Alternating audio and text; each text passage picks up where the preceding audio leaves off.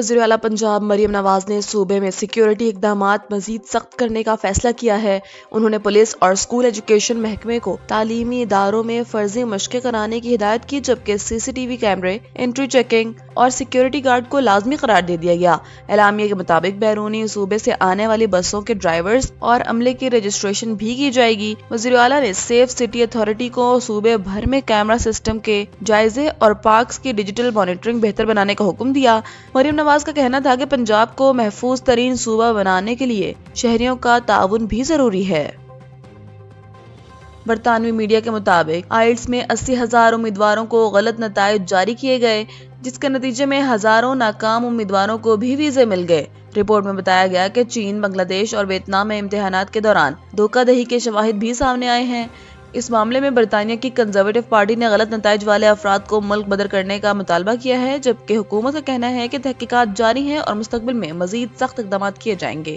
واضح رہے کہ دنیا بھر میں ہر سال 36 لاکھ سے زائد افراد آئلٹس کا امتحان دیتے ہیں۔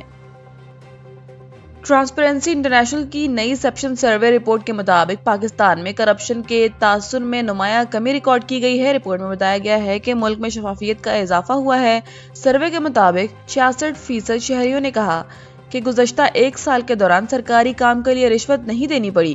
اسی طرح 60% پاکستانیوں کا کہنا تھا کہ موجودہ حکومت نے معاشی استحکام میں مثبت کردار ادا کیا اور ملک کو FATF کے گرے لسٹ سے نکالا۔ سروے میں شامل افراد میں سے 57% نے اپنی قوت خرید میں کمی کی شکایت کی، جبکہ 43% نے اسے بہتر قرار دیا۔ یہ سروے 22 سے 29 ستمبر 2025 کے دوران 4000 افراد سے کیا گیا۔ یہ بات قابل ذکر ہے کہ رپورٹ کرپشن کی حقیقی شرح نہیں بلکہ عوامی تاثر کو ظاہر کرتی ہے۔ وفاقی وزیر بیرسٹر عقیل ملک نے کہا کہ پی ٹی آئی میں جمہوریت نہیں، حکومت نے کئی بار مذاکرات کی پیشکش کی مگر اب مزید گنجائش نہیں۔ انہوں نے کہا کہ مسلم لیگ نے ہمیشہ خدمت کی سیاست کی، ملک کو ایٹمی قوت بنایا، کبھی ریاست مخالف کردار ادا نہیں کیا۔ انہوں نے مزید کہا کہ اندرون خانہ پی ٹی آئی کی کئی رہنما بات چیت کے خواہش مند ہیں، جبکہ گورنر راج ایک آپشن کے طور پر زیر غور ہے، اگرچہ یہ غیر پسندیدہ فیصلہ ہوگا۔